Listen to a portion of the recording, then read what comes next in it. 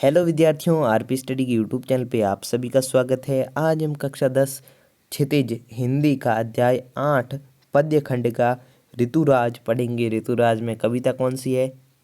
कन्यादान। ठीक है, कन्यादान के पढ़ेंगे। तो कवि ऋतुराज का जन्म सन 1940 में भरतपुर में हुआ था। राजस्थान विश्वविद्यालय जयपुर से अंग्रेजी में एमए किया था। 40 वर्ष तक अंग्रेजी अध्यापन के बाद में सेवानिवृत्ति लेकर जयपुर में रहते हैं। मुख्य कविता संग्रह है कि एक मरण धर्मा और अन्य पुल पर पानी, सुरत नीरल लीला मुख्य विंद है। ऋतुराज का सोमदत्त परिमल सम्मान और मीरा पुरस्कार पहल और वीआरई पुरस्कार मिल चुके हैं। अब इसका कविता परिचय पढ़ेंगे। तो प्रस्तुत कविता कन्यादान में एक माँ अपनी बेटी को विवाह होने के बाद में सीख देती है। वह समाज की स्त्रियों हेतु प्रचलन आचरण नियमों के बारे में उसे जानकारी देती है। बेटी को अपने अंतिम पूंजी बताया है, क्योंकि बेटी उसकी सुख दुख की साथी होती है। कविता में माँ के अनुभवों की पीड़ा को व्यक्त किया है।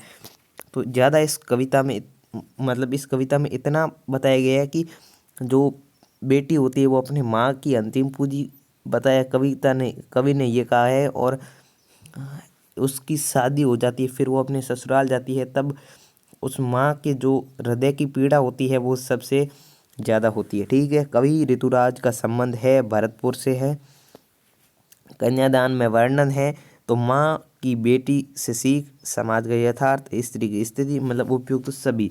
बेटी को माँ की अंतिम पूंजी बताया है। कन्यादान कवि ऋतुराज द्वारा रचित है। माँ ने बेटी को क्या क्या सीख दी? पूरे समाज की सीख दी, हमें यह करना है आगे जाके, और वो सभी सीख माँ ही देती है। माँ को अपनी बेटी की अंतिम पूजा क्यों लगती है? क्योंकि वो सुख दुख की सारी बातें अपनी बेटी को ही बता सकती है और किसी को नहीं बता सकती। माँ ने बेटी को किस प्रति सचेत किया, ये सब आप अपने पढ़कर अध्याय को और इन प्रश्नों को कर लेना। जिन्होंने पढ़ा है तो वो अभी करें। इनके आंसर नीचे डिस्क्रिप्शन में और कमेंट बॉक्स में, और अपने इन प्रश्नों को नोट करके रफ कॉपी में और फेयर कॉपी में कर लें। बहुत महत्वपूर्ण प्रश्न है और इसका पीडीएफ का लिंक डिस्क्रिप्शन में है, तो वहाँ जाके आप देख सकते हो।